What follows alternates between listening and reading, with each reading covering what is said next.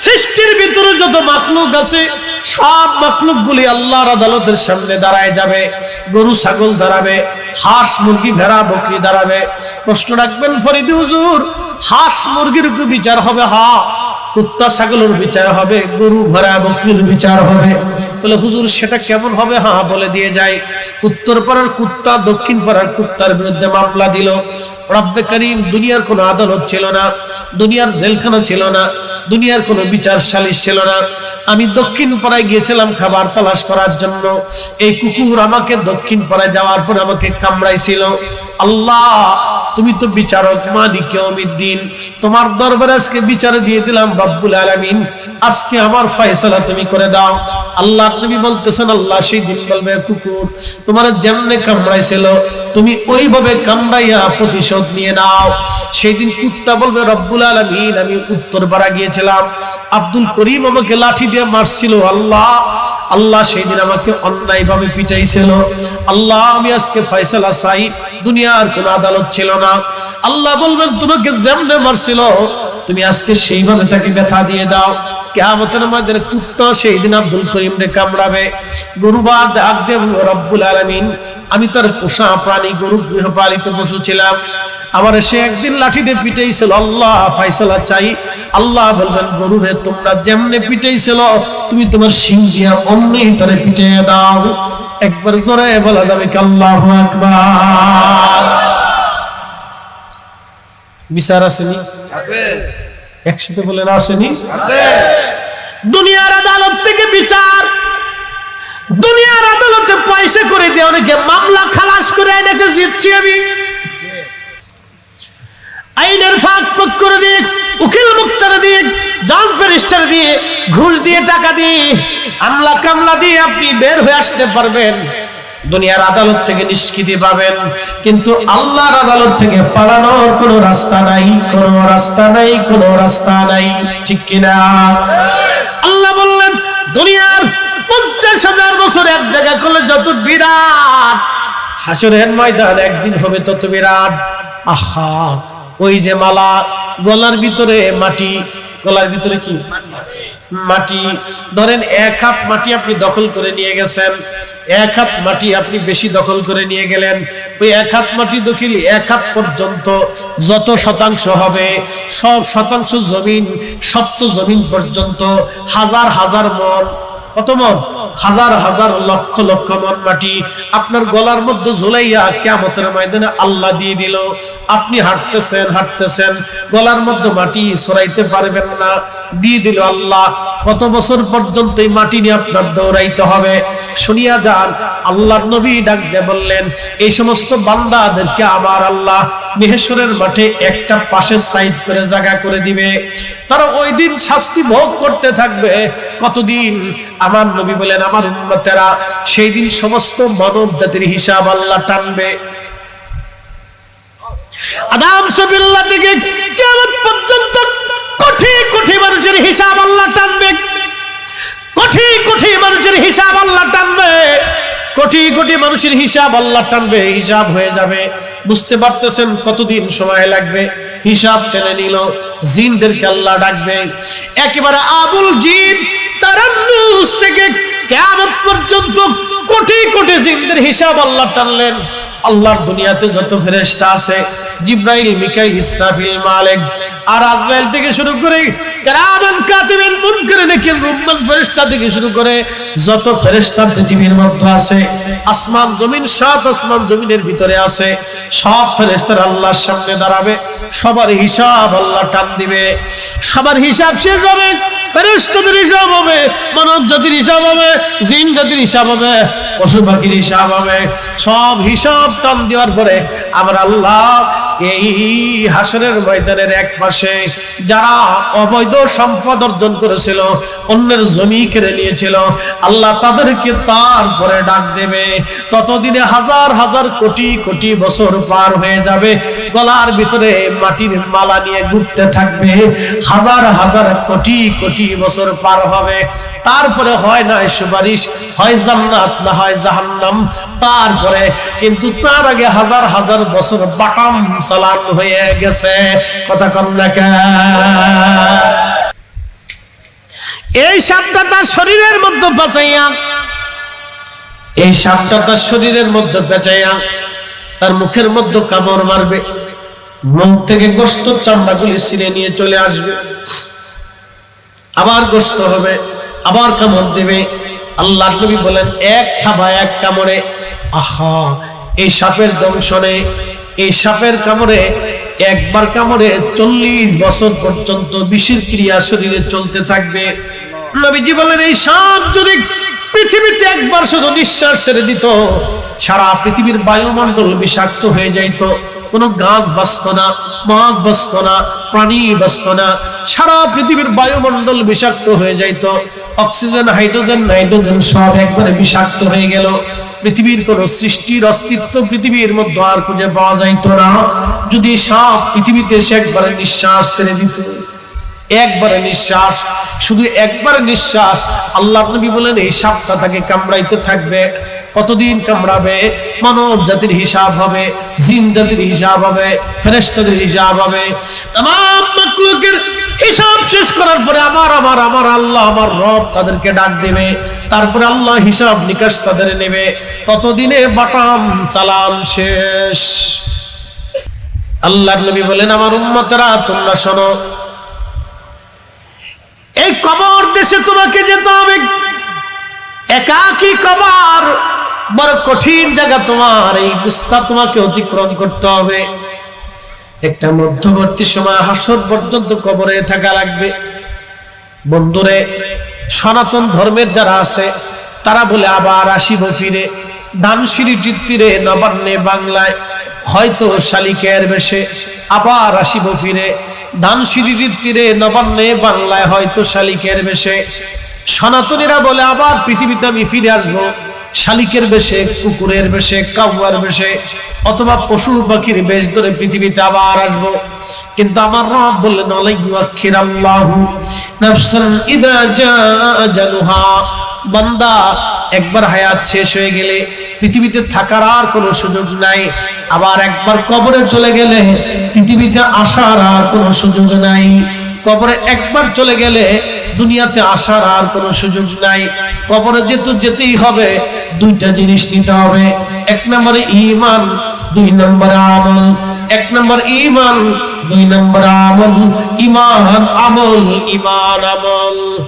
আল্লাহর নবী বললেন আমার উম্মতরে কবরের ভিতরে আল্লাহ 99টা সর্প দিয়ে দিবে, এই সব থেকে আযাব দিতে থাকবে। কবরের ভিতরে 99টা সাপ আসবে, তাকে দংশন করতে থাকবে, আযাব ও শাস্তি দিতে থাকবে। ইল্লিন সিজ্জিনের ব্যবস্থা আমার আল্লাহ করে দিবেন, হয় জান্নাত না হয় জাহান্নাম। আল কবরু রাউযাতুম মিন রিয়াজিল জান্নাহ, কারো কারো কবর আল্লাহ জান্নাতের বাগান বানিয়ে দিবে। আও হুফারাতুম মিনান নার, কারো কবরটাকে আল্লাহ জাহান্নামের টুকরা বানিয়ে দিবে। কারো কবর জান্নাত হয়ে যাবে, কারো কবর আল্লাহ জাহান্নাম বানিয়ে দিবে। অতএব কবরের জিন্দেগি বড় কঠিন। এই জিন্দেগিতে আপনার কেউ আপন নাই, বন্ধু বান্ধব আত্মীয় স্বজন যাই বলেন, কেউ আমার আপন নাই, আপনার আপন নাই। আপনার ইন্তেকালের পরে আপনার কবরের পাশে মানুষ যাবে না। একজন বিজ্ঞানী, একজন জ্ঞানী তিনি লিখলেন out of sight, out of mind. মানুষ চোখের আড়াল হলে মনের আড়াল হয়ে যায়, মানুষ চোখের আড়াল হলে মনের আড়াল হয়ে যায়। এখানে অনেকের বাবা মা কবরে চলে গেছে, বুকে হাত দিয়ে বলতে পারবেন না হুজুর সপ্তাহে একদিন জিয়ারত করি, মাসে একদিন করি, প্রত্যেক দিনই করি, 5 ওয়াক্ত করি। অথচ আপনার মা কান্না করার সঙ্গে সঙ্গে আপনাকে কোলে নিয়ে আদর করে চুমা খেয়ে আপনাকে খাবার দিত, আপনাকে ঘুম পাড়াইতো। আপনি কান্না করার সাথে সাথে আপনার বাবা আপনাকে কোলে নিয়ে আদর করে আপনার কান্না বন্ধ করত, কিন্তু আপনার বাবা মার কবরের কান্না আপনি বন্ধ করতে পারতেছেন না। একটা বারও কবরের পাশে যান না, জিয়ারতে দাঁড়ান না। তার মানে বোঝা গেল কবরের দেশে আমরা যেমন বাবা মাকে ভুলছি, আমাদের ইন্তেকালের পর আমাদের সন্তানরা আমাদেরকে ভুলে যাবে। Out of sight, out of mind. মানুষ চোখের আড়াল হলে মনের আড়াল হয়, চোখের আড়াল হলে মনের আড়াল হয়, চোখের আড়াল হলে মনের আড়াল হয়। শুনিয়া যান বাবা মুসলমান, চলে যেতেই হবে কবরে। কি নিয়ে যাওয়া লাগবে? এক নম্বরে ইমান, 2 নম্বরে আমল। চলে যেতে হবে কবরে। আমার রব আমার আল্লাহ বললেন ফাহিয়াকুম, তুমি মৃত ছিলে, তোমার জীবন দিলাম। সুম্মা ইউমিতুকুম, এরপরে তোমার আবার মৃত্যু দিয়ে দিব।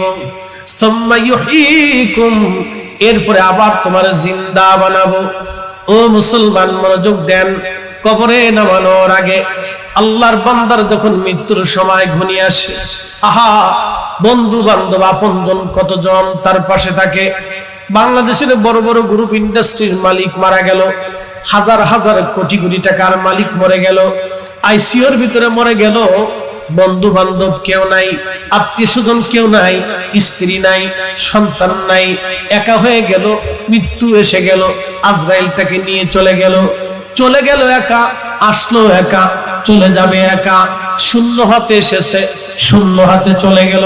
মাঝখান থেকে দুনিয়ার ভিতর থেকে শুধুমাত্র নিয়ে গেল মাত্র সাদা মার্কিন কাপড়, 3টা কাপড় ছাড়া আর সঙ্গে দুনিয়ার আর কিছুই যাবে না, শুধু সাদা মার্কিন কাপড়। 1000 বছর চেষ্টা করেও যদি পৃথিবীর সবচেয়ে বড় ধনী আপনি হন, সাদা মার্কিন কাপড়ের চাইতে বেশি কিছু পাবেন না। কথা ঠিক কিনা? কি কাপড়? সাদা মার্কিন কাপড় ছাড়া বেশি কিছু আমার আপনার নসিবে নাই। কবর, আমার বিষয়টা হলো কবর এবং হাসর। ও মুসলমান, আমি কবর হাসর বোঝানোর জন্য আপনারা বুঝাইলাম। ছিলাম আমরা রুহের জগতে। কোন জগতে? রুহের জগতে। রুহের জগৎ থেকে আসলাম দুনিয়ার জগতে, রেহেমের জগতে। মার রেহেমের জগৎ থেকে আল্লাহ নিয়ে আসলো দুনিয়ার জগতে। দুনিয়ার জগতের নাজ নিয়ামত দেখে আল্লাহকে ভুলে গেলাম। আল্লাহ বলেন না, বান্দা থাকার সুযোগ নাই। কুল ইন্নাল মাউতাল্লাযী তাফিরুনা বিহি ফাইন্নাহু মুলাকীকুম। হুজুর, আপনি বলে দেন আমার বান্দারা মৃত্যু থেকে পালায়, মরণ থেকে পালায়। ভারত সরকার বলল আমরা বাংলাদেশিদেরকে চিকিৎসা দেব না। এখন আপনাদেরকে প্রশ্ন করি, ভারত যদি চিকিৎসা না দেয় তাহলে বাঙালি কি মরে যাবে?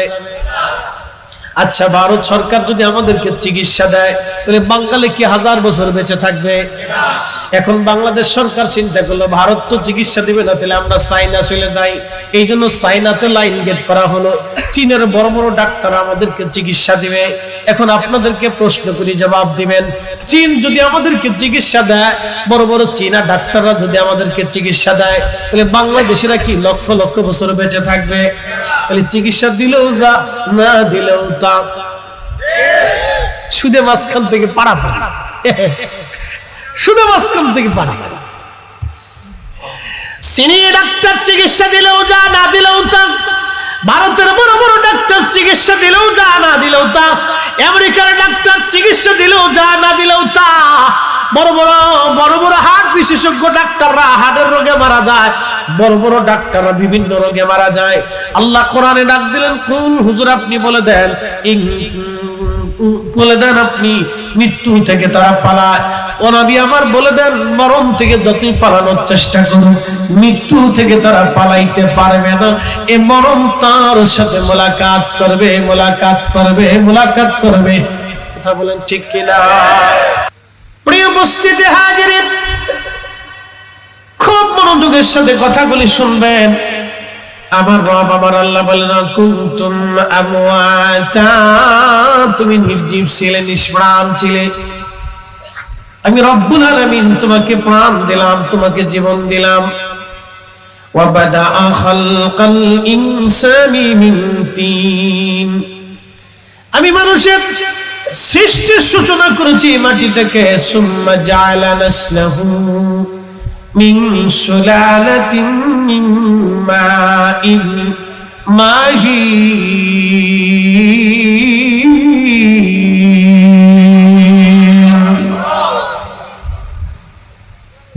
কচুয়ার মুসলমান, আমার রব আমার আল্লাহ বললেন, মানুষের নির্গত শরীরের নির্যাস, বাবা এবং মায়ের শরীরের নির্গত নির্যাস, এই নির্যাস পানি থেকে ফি কারারিন মাকিন, মায়ের আধারে, রেহেমের ভিতরে, নিরাপদ আধারে, সেফ জোনে। বাংলায় বলে জরায়ু, আর আরবিতে আল্লাহ বলেন ফি কারারিম মাকিন। আরবিতে বললেন ফি কারারিম মাকিন।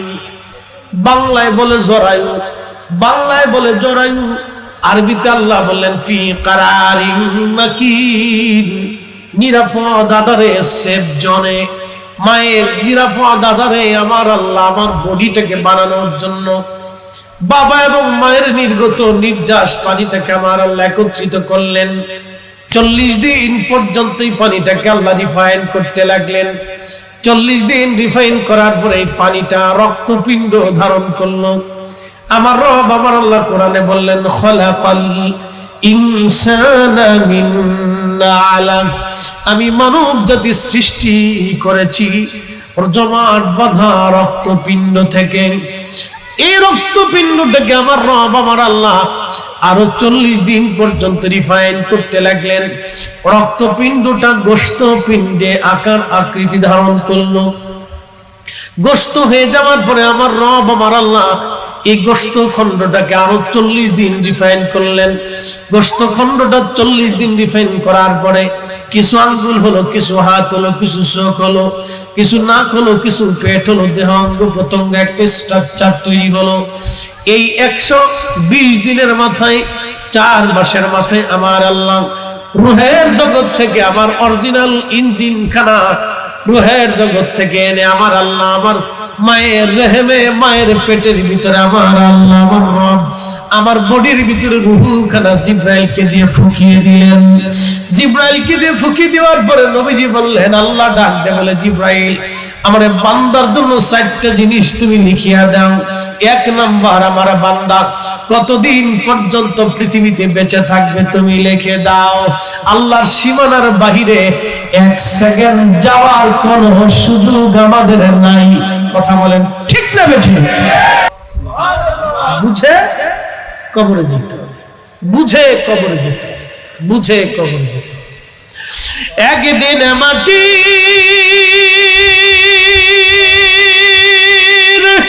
ভিতরে হবে ঘরে মন আমার, কেন বান্ধ দালান ঘর। মন আমার কেন বন্ধ দালান ঘর। কি কষ্ট হচ্ছে আপনাদের? ঘুম আসতেছে? হ্যাঁ, কবর তো কঠিন জায়গা। ঘুম আসতেছে, আসবে, রাত হয়ে গেছে, ক্লান্তি আসবে, ঈদের বাজার, সারফেস দিয়ে ঘোরাঘুরি, দৌড়াদৌড়ি। মনোযোগ দেন, দীর্ঘ সময় কথা বলবো না, ওয়াজ আমার শেষ। খুব মনোযোগ দেন। আমি আপনাদেরকে নিয়ে ছোট্ট একটা ঘটনা সেরে আপনাদের কাছ থেকে দোয়া নেব। পৃথিবীতে বড় বড় অলি আসছে, অলিরা পৃথিবী থেকে চলে গেছে। শুধু নবীরা ব্যতীত কোনো মানুষই নিষ্পাপ না। সমস্ত নবীরা নিষ্পাপ, মাসুম, বেগুন। সমস্ত অলিরা মাসুম না, তেনারা মাহফুজ। আল্লাহ তাদেরকে হেফাজত করে। কোন কোন অলিদের জীবনে ভুল ছিল, গুনাহ করছে, পরে তারা অলি হয়ে গেছে, তওবা করে। তো পৃথিবী বিখ্যাত একজন অলি ছিলেন, তার নাম পৃথিবী বিখ্যাত অলি মালিক ইবনে দিনার আল ইরাকি আল বসরি। একসাথে বলেন মারহাবা। তিনি প্রথম জীবনে মদপায়ী ছিলেন। মদপায়ী বুঝছেন? নেশা, নেশা, নেশা। আমাদের বাংলাদেশে বর্তমান ছেলেরা নেশায় ঢুকছে। বলে নেশা কি? 1 নম্বর গেম খেলার নেশা। এর ভিতরে বলে কি জুয়া খেল আছে না? নি জুয়া মোবাইলে ঢুকাই দিছে। জুয়া কিসে ঢুকাইছে? মোবাইলে। দেখবেন চিত হয়ে কাইত হয়ে মোবাইল টিপতেছে, ও দুনিয়ার আর খবর নাই। হ্যাঁ, শেষ না? শেষ। কি ফায়ার, ফ্রি ফায়ার না কি ঘোড়ার গেম, কি কয় না কয়, টাচ খেলে, সব মোবাইল। মানে আমাদের যুব শ্রেণীকে ধ্বংস করে দেওয়ার এক কঠিন সিস্টেম। এটা শেষ নাই কিছু। আমরা আগে ছোটকালে ফুটবল খেলছি, ক্রিকেট খেলছি, র্যাকেট খেলছি, তারপরে দাইরে খেলছি, কুস্তি খেলছি, তারপরে আর কত কিছু, গোল্লা শুট খেলছি। ফুলাপনে খেলার নামই জানে না, খেলার ওর নামই জানে না। তা আমরা এত কিছু খেলার পরেও এখনো বয়স হয়ে গেছে, ডায়াবেটিস হয় নাই, হওয়ার সম্ভাবনা আছে। আর পোলাপানে মনে হচ্ছে খেলাধুলার ভিতর তো নাই, ওরা দিন করে মোবাইল টিপে গেম খেলে, ও কয়দিন পরে তো এমনি চোখ কানা হয়ে যাবে, ডায়াবেটিস হবে, প্রেশার ধরবে, এমনি শেষ। মানে আগামী প্রজন্ম পোল্ট্রি মুরগির দিকে দাবিত হচ্ছে। কি কথা ঠিক কিনা? আগামী প্রজন্ম কিসের দিকে? পোল্ট্রি মুরগির দিকে দাবিত হচ্ছে। পোল্ট্রি মুরগির দিকে, খেলাধুলা বুঝে না, শুধু মোবাইল টিপে খাইতে টিপতেছে। বাপ রে বাপ! ইস, আমার এক মুসল্লি, আমার দিকে তাকা, আমার এক মুসল্লি আমার কাছে আইসে বলতেছে, হুজুর কাঁদতেছে, একটু দোয়া করে দেন। তাহলে কি দোয়া? বলতেছে, হুজুর আমার ছেলেটা এবনর্মাল হয়ে গেছে, পাগল হয়ে গেছে। আমার দিকে তাকেন, বাস্তবতা থেকে। এই মুসল্লিরা, এই গুলি করিস না, সাবধান, এমনি দেশে চোর ডাকাত বাড়ছে, বিপদ। খুব মনোযোগ দেন, তাই কান্দের, হুজুর দোয়া করেন, আমার পোলাটা এবনর্মাল হয়েছে। পাগল হয়ে গেল, বয়স কত? 6-7 বছর। এমনি 6-7 বছরে এবনর্মাল হয়ে গেল, পাগল হয়ে গেল, কি হয়েছে? হুজুর মোবাইল টিপতে টিপতে পাগল হয়ে গেছে। আল্লাহর কসম, আমার মসজিদে জুমার নামাজ শেষে নামাজ পড়ে বের হচ্ছে, এমন সময় এসে কাঁদতেছে, হুজুর দোয়া করেন, ওর ছেলেটা পাগল হয়ে গেছে। আমি বললাম যে ছেলেটা কি লিখে পাগল হয়েছে? মোবাইল টিপতে টিপতে পাগল হয়েছে। আমি কিন্তু দোয়া তো করবো না, তোমারে আর তোমার বউরে দোনোটাকে জুতা দিয়ে ভিড়ানোর দরকার। তোমারে আর তোমার বউরে জুতা দিয়ে ভিড়ানোর দরকার। এতটুকুন বাচ্চার হাতে মোবাইল দিলা কে? আর মোবাইলে আসক্ত হয়ে ছেলেটা পাগল হইলা কে? নিজের সন্তানটা পাগল বানাই আমার কিছু দোয়া চাইতে। কি কথা কন না? আমরা আমাদের বাচ্চাদেরকে পাগল বানাচ্ছি, আমরা আমাদের সন্তানদেরকে নষ্ট করে দিতেছি। বাচ্চার হাতে মোবাইল দিবেন কেন? মেয়ের হাতে মোবাইল দিবেন কেন? কি জন্য দিত? আর ছেলে পরিণত একটু বয়স হওয়ার লগে লগে মোটরসাইকেল কিনে দিবেন কেন? কি কথা কর না? ওরে বাপ রে বাপ, ওদের মোটরসাইকেলের জালে আমরা রাস্তায় গাড়ি চালানো কেন? কোন দিক দিয়ে যে ঢুকায় নিজেও কইতে পারে না, বামে যাইবো না ডানে যাইবো না উপর দিয়ে যাইবো না নিচ দিয়ে যাইবো, তাল খুঁজে পাই না। বাপ রে বাপ, ভুম ভুম ভুম ভুম। কয়দিন পরে পঙ্গু হসপিটালে ঠ্যাং একটা ঝুলাই রাখছে উপরে। কি হয়েছে রে? ট্রাকের নিচে পড়ে গেছে, মোটরসাইকেল অ্যাক্সিডেন্ট। পঙ্গু হাসপাতালে যায় দেখেন 100টা অ্যাক্সিডেন্টের ভিতরে 99টা শুধু মোটরসাইকেলের অ্যাক্সিডেন্ট। সব যুবক ফাও ঝুলাই রাখছে, একটার ভাও নাই, একটার হাত নাই, একটা চোখ নাই, একটা ফুটনা নাই, একটা দাড়ি নাই, একটা দাঁত নাই। দাঁত জুয়ান থাকতেই দাঁত শেষ হয়ে গেছে, শেষ।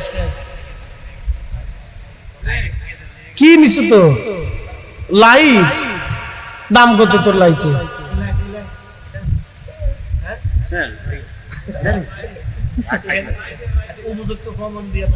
তোর রেডিং লাইট। আচ্ছা ল ল কানতে কানতে আসতে খুশি নি তুই? এই দাঁড়া, এদিকে আয়, এদিকে আয়। এই শোন, আলহামদুলিল্লাহ জোরে ক, একটু লাইটটা জ্বালা। দেখ তোর নি। ঠিক আছে ঠিক আছে, যা যা যা যা। বাইক গেলে তো ফিরে নি খাইবে ডরে, ও শেষ, দুনিয়াত নাই। ও ছোট গেলে আমরা ওরকম ডরাইছি। আমি আলিফ লাইলা দেখতে গেছি, আলিফ লাইলা মনে আছে তো, চুপ করে বেড়ার উপর দিয়ে ঢুকিয়ে নাইমে আলিফ লাইলা দেখতে গেছি। আয়া দেখি মা লাঠি একটা লইয়া দাঁড়ায় গেছে। আজকে আলিফ লাইলা ছুটাবো, কত যে ভিডিও খাইছি, বাপরে বাপ। আলিফ লাইলেন দেখি, আলিফ লাইলে দেখছি, এর লেগে মা ফিটাইছে। অনফুলা ফোনে ল্যাংটা ছবি দেখে মা ফিটাই না। কি কথা কর না? আমরা আমাদের সন্তানদেরকে আমরা ধ্বংস করে দিচ্ছি।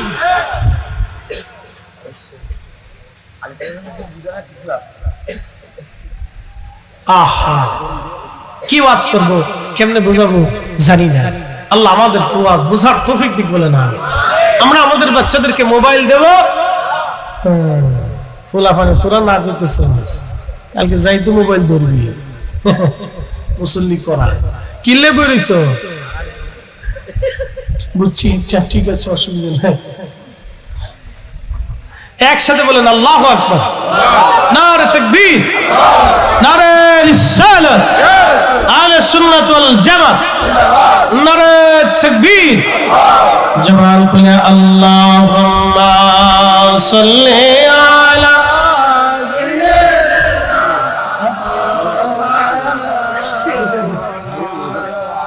وعلى آل سيدنا। একটু জবান খুলে দেন, জবানের মালিক কে? জবান দিছে কে? জবান বন্ধ করবে কে? এমন দিন আসবে জবান থাকবে কিন্তু জবানে কথা বলার শক্তি হবে না, চোখ থাকবে কিন্তু আলো থাকবে না, হাত থাকবে ধরার সক্ষমতা হবে না, পা থাকবে চলতে পারবেন না, দেহ থাকবে কিন্তু অনুভব শক্তি থাকবে না, সব করে থাকবে কিন্তু আপনার কোনো কার্যক্ষমতা হবে না। সেই দিন আসার আগে জবানের হক আদায় করি, একটু জবান খুলে জিকির করি লা ইলাহা জোরে লা ইলাহা লা ইলাহা হাসবি রব্বি জাল্লাল্লাহ মা ফি কলবি গায়রা আহা নূর মুহাম্মদ সাল্লাল্লাহু নূর মুহাম্মদ সাল্লাল্লাহু লা ইলাহা ইল্লাল্লাহ লা ইলাহা ইল্লাল্লাহ লা ইলাহা জবান খুলে আল্লাহ আল্লাহ আল্লাহ আল্লাহ আল্লাহ আল্লাহ আল্লাহ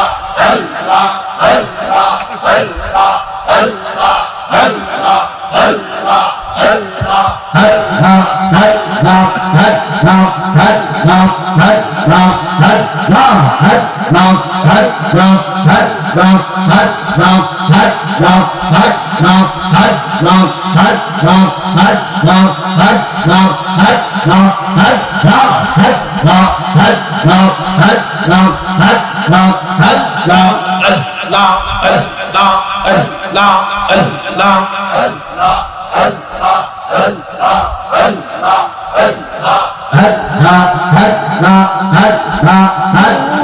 শেষে ভাটা পড়ল চিন্তা করলি না রে ভগবান আল্লাহ আল্লাহ আল্লাহ যাইতে হইবে দরস্থানে আসিলে তোমার সমান যাইতে হইবে কবর দেশে আসিলে তোমার সমান জুয়ার শেষে বাটা পড়ল চিন্তা করলি না রে ভগবান আল্লাহ আল্লাহ আল্লাহ আল্লাহ আল্লাহ আল্লাহ মাটির পিঞ্জিরা খানি মাটিতে মিশিবে জানি মাটির পিঞ্জিরা খানি মাটিতে মিশিবে জানি সেবা যত্ন করলি তারে তেল দিয়া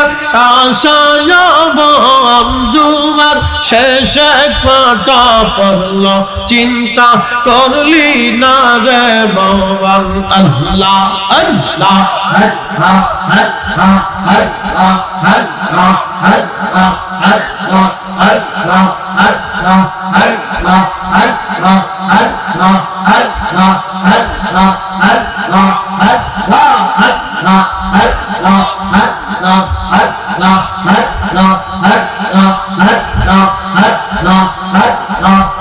যাবি মদিনার পথে দয়াল নবীর রহমত চির সুখে ঘুমাইয়াছেন দিনের নবী মুস্তাফা ঘর চির সুখে ঘুমাইয়াছেন নূরের নবী মুস্তাফাকে যাবি মদিনার পথে দয়াল নবীর রওজা আল্লাহ আল্লাহ আল্লাহ আল্লাহ আল্লাহ আল্লাহ আল্লাহ আল্লাহ আকুল প্রাণে ঝরনে চাহিয়া উম্মতের পানে আকুল নয়নে করমনে আকুল প্রাণে ঝরনে চাহিয়া উম্মতের পানে ভাবিয়া সে আপন মনে তাওহীদের বাণী শোনায় ভাবিয়া সে আপন মনে তাওহীদের বাণী শোনায় কি যাবি মদিনার পথে দয়ার নবীর রমজান আল্লাহ আল্লাহ আল্লাহ জবান খুলে চির সুখে ঘুমায় আসেন নূরের নবী মদিনায় চির সুখে ঘুমায় আসেন নূরের নবী মুস্তাফায় কে যাবি মদিনার পথে দয়ার নবীর রমজান হে আল্লাহ আল্লাহ আল্লাহ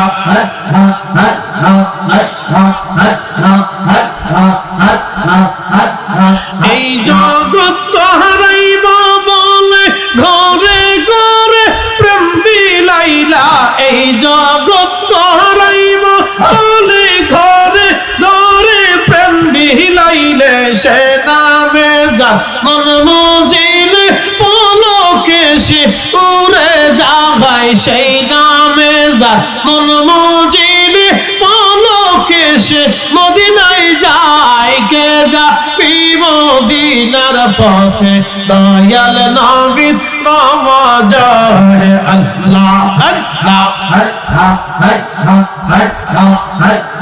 চির সুখে ঘুমিয়ে আসেন দিনের নবী মুস্তাফায় চির সুখে ঘুমিয়ে আসেন নূরের নবী মুস্তাফায় কে যাবি মদিনার পথে দয়ার নবীর রমজান আল্লাহ আল্লাহ আল্লাহ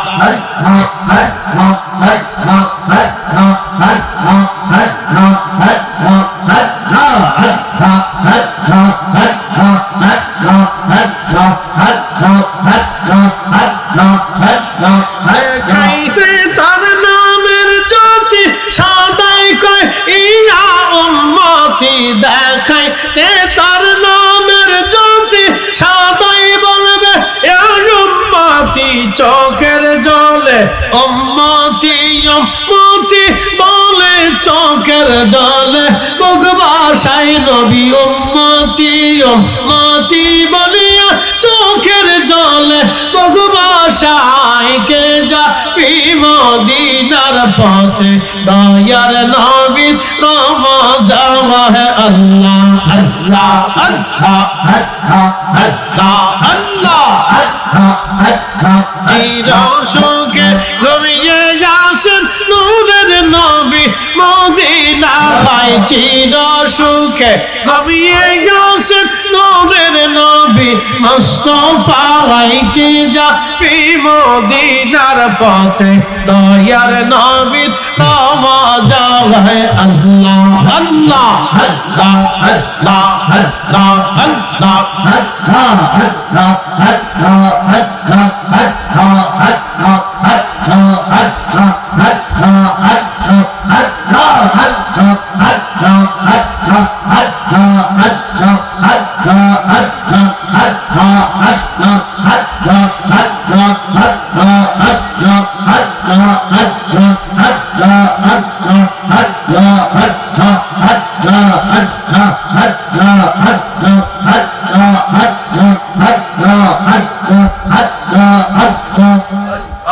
লা ইলাহা ইল্লাল্লাহ মুহাম্মাদুর রাসূলুল্লাহ সাল্লাল্লাহু আলাইহি ওয়াসাল্লাম একসাথে বলি মারহাবা। বিদেশ থেকে আসা রেমিটেন্সের বাড়তি 2.5% কি হালাল হবে কিনা? এখন বিদেশ থেকে আসা রেমিটেন্সের বাড়তি 2.5% এটা কি হিসেবে আসে আমি জানি না। যদি বিদেশ থেকে রেমিটেন্সের 2.5% এক্সট্রা জন্য কোম্পানি তাদেরকে বকশিশ দিয়ে থাকে তাহলে হালাল আছে। আর যদি এটা ব্যাংকের মধ্যে রেখে দেয়, এটা সুদ হিসেবে আসে, ব্যাংকের মাধ্যমে সুদ হিসেবে দেয়, তাহলে এটা হালাল হবে না। যদি কোনো বিদেশ থেকে কোম্পানি অথবা প্রবাস থেকে আসার কারণে এক নাগাদ তাদের জন্য পরিশ্রমের ভিত্তিতে তাদেরকে একটু বাড়তি করে দেয়, বেশি করে দেয়, তাহলে এই ক্ষেত্রে কোনো সমস্যা নেই।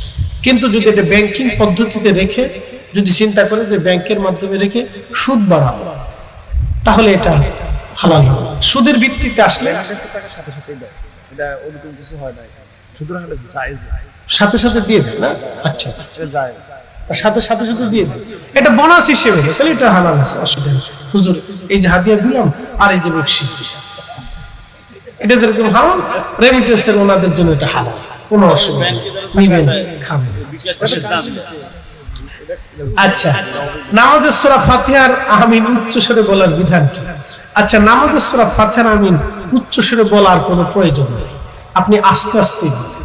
আচ্ছা, আপনাদেরকে বলি, সূরা ফাতিহা ইমাম জোরে পড়ল, সূরা ফাতিহা ইমাম কিভাবে পড়ল? জোরে পড়ল। তো ইমাম জোরে পড়লো, এরপরে একটা সূরা ইমাম সব মিলাইল, অথবা সূরা ফাতিহা পড়ার পরে আমিন। তো আমিন আপনি জোরে বলার কি অর্থ হতে পারে? কেন আমিন আপনাকে জোরে পড়তে হবে? ডিস্টার্ব করার জন্য। কি জন্য পড়তে হবে? এখন সহিহ বুখারীতে আসছে একটা হাদিস, আপনাদেরকে শোনাই।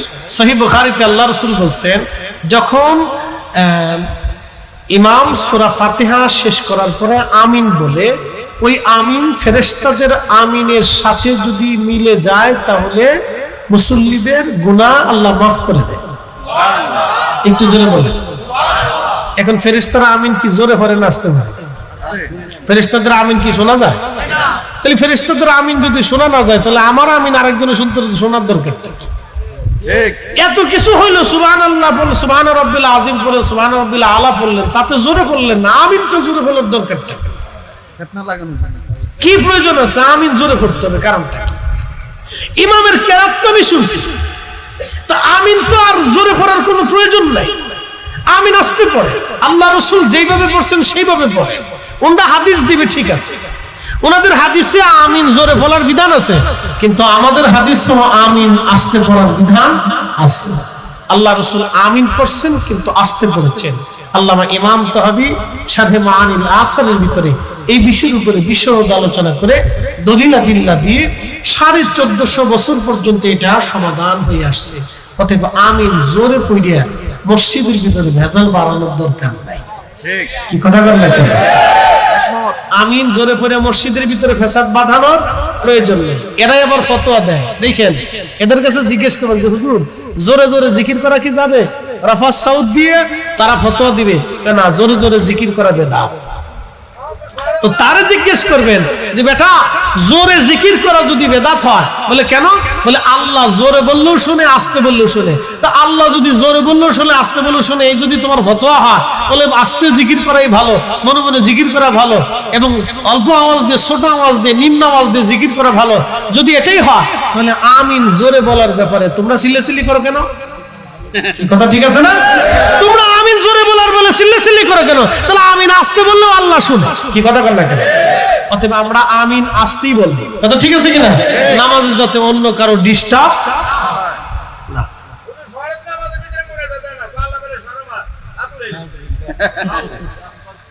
আচ্ছা, আপনাদেরকে একটা প্রশ্ন করি। আল্লাহ মনে হয় খুব অভাবী, আল্লাহ মনে হয় খুব অভাবী, খুব কিপটে। আল্লাহ মনে হয় মাঝে মধ্যে দিতে মন চায় না। আল্লাহ বলছে মানলাম ইয়াসআলিল্লাহ বরগে বিলাইহি, যে আল্লাহর কাছে চায় না আল্লাহ তার উপরে বেজার থাকে, যে আল্লাহর কাছে চায় আল্লাহ তার উপরে খুশি হয়।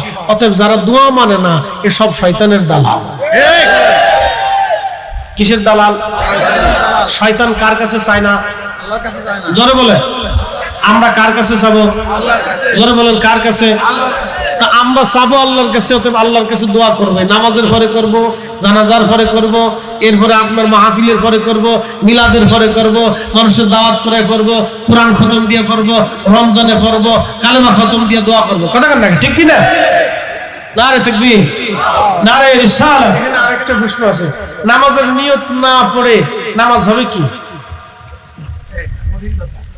নামাজের নিয়ত না করে নামাজ হইতো না, আপনাদের কি মনে হয়? নিয়ত ছাড়া কোন ইবাদত আছে? নিয়ত ছাড়া কিছুই নেই, কোন ইবাদতই নেই। ইন্নামাল আমালু বিন্নিয়াত, নিয়তের উপর আমল নির্ভর করে। আপনি যেই নিয়তে আসছেন সেটা পাবেন। যদি সিন্নির নিয়তে আসেন তো সিন্নি পাবেন, বাকিটা পাবেন। আর যদি রসুলের আল্লাহর মহব্বতের নিয়তে আসেন তাহলে আল্লাহ পাবেন। কথা ঠিক কিনা? নিয়ত যেটা আপনি সেটা পাবেন। নিয়ত বলে বরকত। নিয়ত ছাড়া কোনো ইবাদতই হয় না। নামাজ তো অনেক ঊর্ধ্বের ইবাদত, নিয়ত ছাড়া কোনো ইবাদত হয় না। নিয়ত ছাড়া কোনো নামাজ হবে না, নিয়ত ছাড়া কোনো ইবাদত আল্লাহর কাছে মঞ্জুর হবে না। নিয়ত বিশুদ্ধ হতে হবে, আল্লাহর জন্য হতে হবে। অতএব নিয়ত ছাড়া কোনো ইবাদত নাই। নিয়ত দিয়ে আহানুর মুহাম্মদ লা ইলাহা ইল্লাল্লাহ, লা ইলাহা লা ইলাহা ইল্লাল্লাহ মুহাম্মাদুর রাসূলুল্লাহ সাল্লাল্লাহু আলাইহি ওয়াসাল্লাম। মনিবের আসমানের শুকর করি, মহাপবিত্র ঈদ মিলাদুন নবী সাল্লাল্লাহু আলাইহি ওয়াসাল্লাম ফাতিহাজদাহ আলা হযরত ডক্টর আহমদ ফিয়ারা বাগদাদি রাহিমাহুল্লাহ তিনি সহ যত মুরব্বী, ছোট কারি সাহেব হুজুর সহ দুদিন ব্যাপী আছি তিনাদের স্মরণে এলাকাবাসীর প্রত্যেক মরহুম মরহুমাদের রুহের মাগফিরাত কামনা। আজকের সুন্নি মহাসম্মেলনের সম্মানিত সভাপতি, প্রধান অতিথি, বিশেষ অতিথি বৃন্দ, এলাকার গণ্য মান্য ব্যক্তিবর্গ, সম্মানিত মুরব্বী, সম্মানিত আলোচক বৃন্দ, আমার আগে অত্যন্ত চমৎকার সুন্দর তকরীর স্থাপন করেছেন প্রিয় বন্ধুগণ, বিশিষ্ট মিডিয়া ব্যক্তিত্ব হযরত আল্লামা সৈয়দ মকারম বারী সাহেব নাদাজুল্লাহুল আলী, সকল সম্মানিত আলোচক, মোনাজাত পরিচালনা আল্লামা মাওলানা মঈন ইসলাম জালালী সাহেব জালালিয়া দরবার শরীফ, সকল এলাকাবাসী, শুকরিয়া সে আল্লাহর দরবারে যিনি অনেক মানুষের ভিড়ে আপনাকে আমাকে মঞ্জুর করেছেন। সেই জন্য আল্লাহর আসমানে আমরা একসাথে শুকরিয়া আদায় করে বলি আলহামদুলিল্লাহ। এই যে মুসল্লিরা, এক মুসল্লি কথা বলা যেত না, বেঁচে কিনা পরে পরে পরে বিরাট গল্প, বাপরে বাপ, পেটের ভিতরে যে কত কথা জমা আছে, এ কথার শেষ নেই। বাংলাদেশের দুই সিস্টেম, 10 জন মহিলা মানুষ যদি এক জায়গায় বসে, তাই এখানে মাছের বাজার বসে। আমি নাম দিছি আনলিমিটেড রেডিও, ব্যাটারি সারাই বাজে, বিবিসি নিউজ।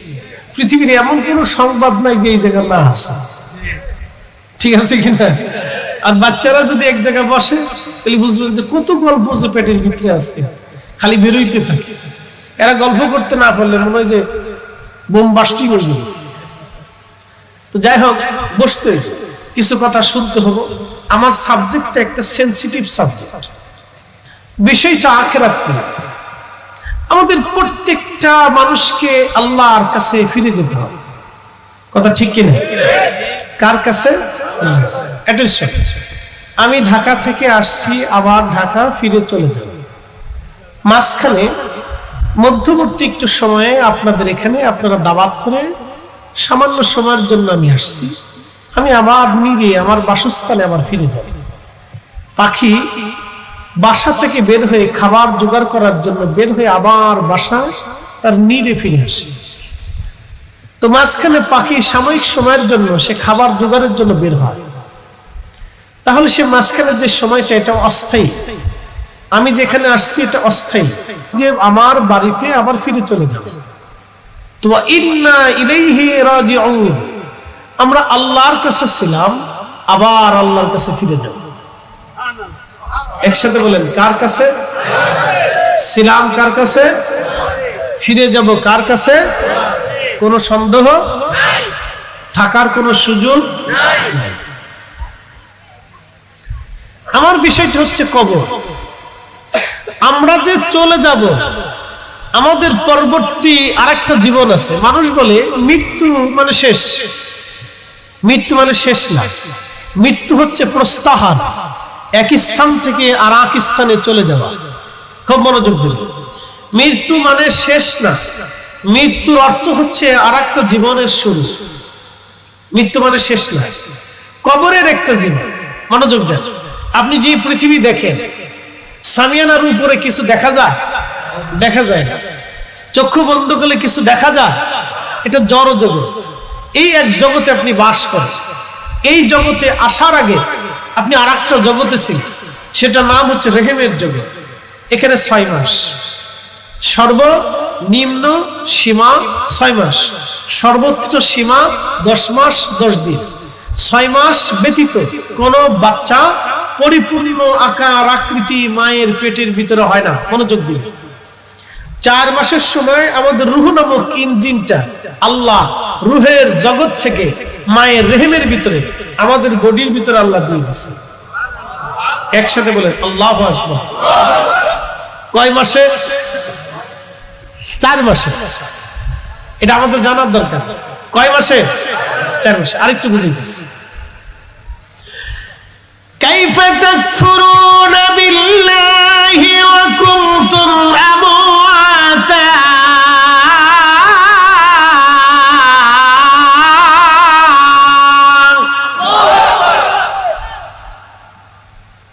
কি করে তোমরা আমি আল্লাহকে অস্বীকার করো?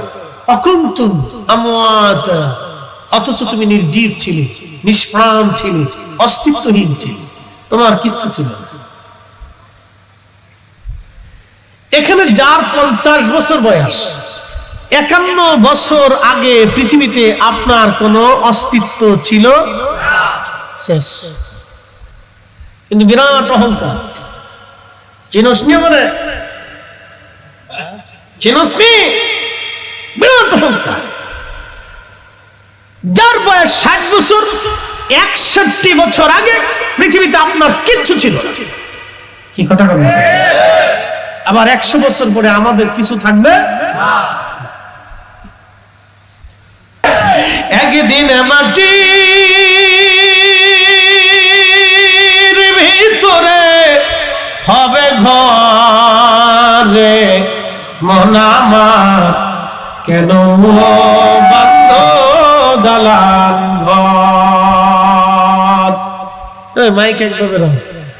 আমার কোন চেমনি বালা, বালা করে লাগতো না। হ্যাঁ, এটা বুঝতে ঘুরে লাভ কি? আমারটা কি খারাপ না? চলে না নি মার্কেট? চলে তো, দরকারটা কি ঘুরাই এমনি বালা আছে। আর একটু বালার দরকার না, বেশি বালা লাগতো না। ও আজ বুঝলই সারে। মনোযোগ দেয়। কয় মাসে রুহু আসলো? রুহু আসার পরে আল্লাহ কি নির্ধারণ করলেন? প্রথম নম্বরে পৃথিবীতে কতদিন বেঁচে থাকবেন ততদিন নির্ধারিত হয়ে গেছে। একসাথে কেন? আল্লাহু আকবার। পৃথিবীতে কতদিন থাকবেন নির্ধারিত হয়ে, এর বেশি 1 মিনিটও থাকতে পারবেন না, 1 সেকেন্ডও থাকতে পারবেন না। কেউ না, আমিও না, আপনিও না।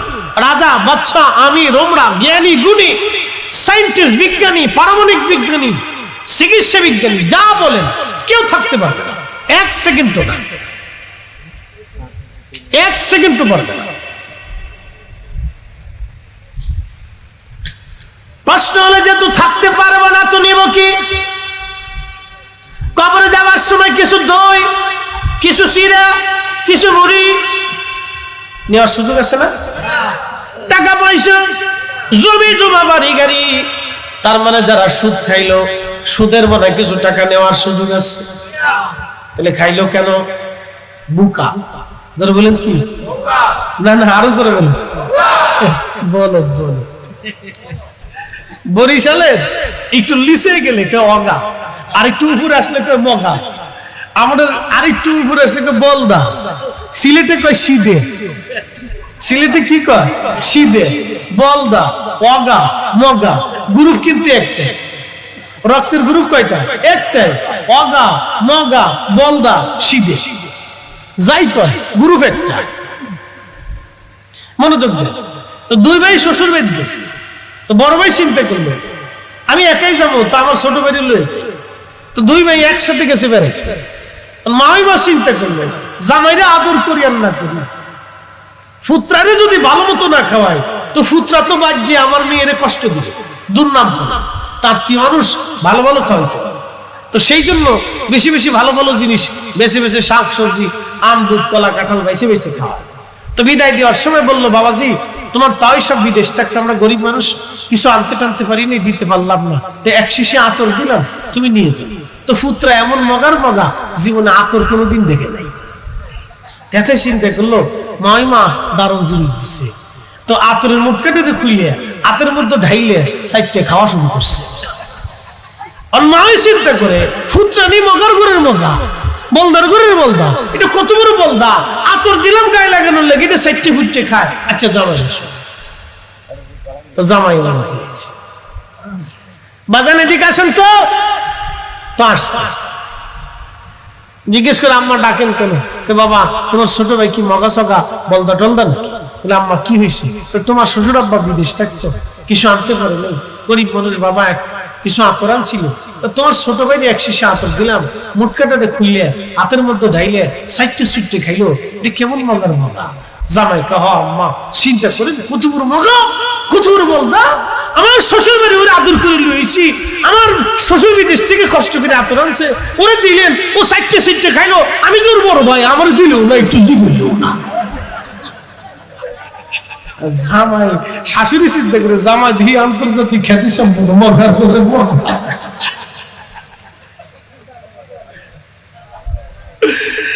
যারা দুনিয়াতে সুদ খাইয়া ঘুষ খাইয়া অন্যের টাকা মাইরে দিয়া বিরাট বড় বাড়ি গাড়ি বানাইয়া এগুলি রাইখে কবরে চলে যায়, তারা মগার ঘরের মগা।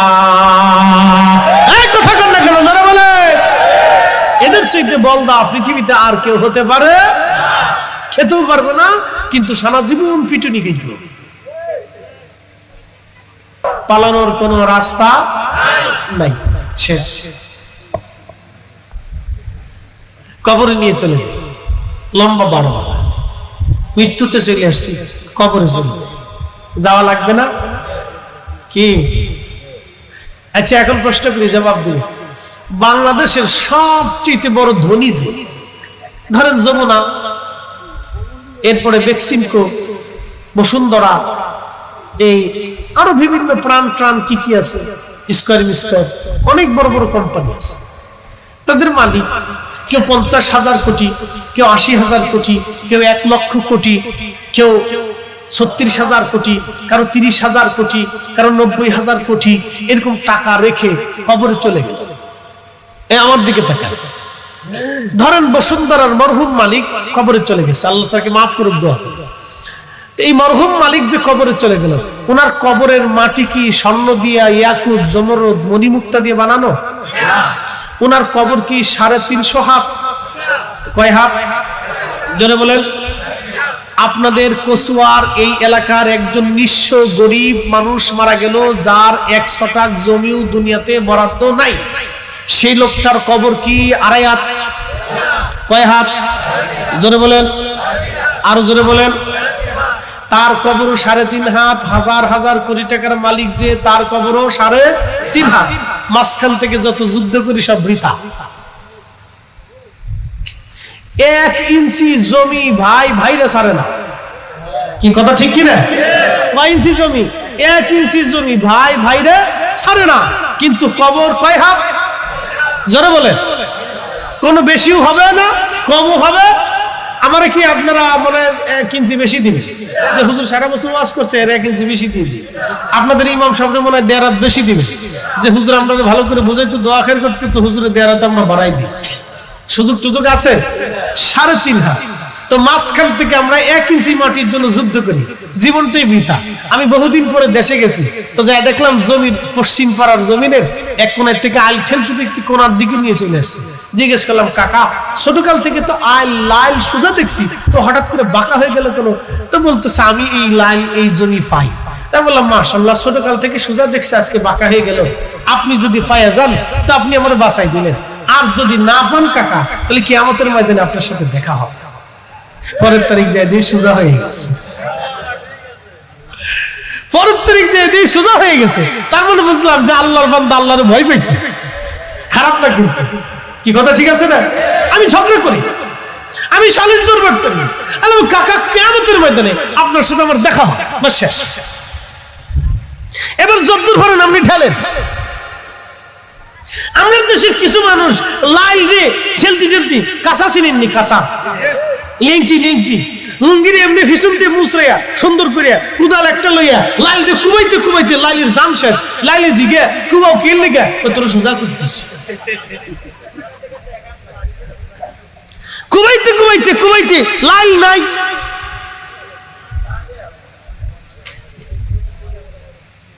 লাইলই নাই মুসলমান। আচ্ছা এখন প্রশ্ন করি, জবাব দিবেন। আপনি লাইল কুবাইতে কুবাইতে আধা হাত দিছেন, কয় হাত? আধা হাত। আধা হাত লাইলের এই খেতে এই জমিনে ধান কয় সমান হবে? কথা কর, কয় সমান হবে? 10 কেজি। সর্বোচ্চ ধরলাম 10 কেজি। 10 কেজি ধানের জন্য লাইল কুবাইয়ে লাইলের জান শেষ করছে। লাইলের জান শেষ হলো না নিজের জান শেষ হলো?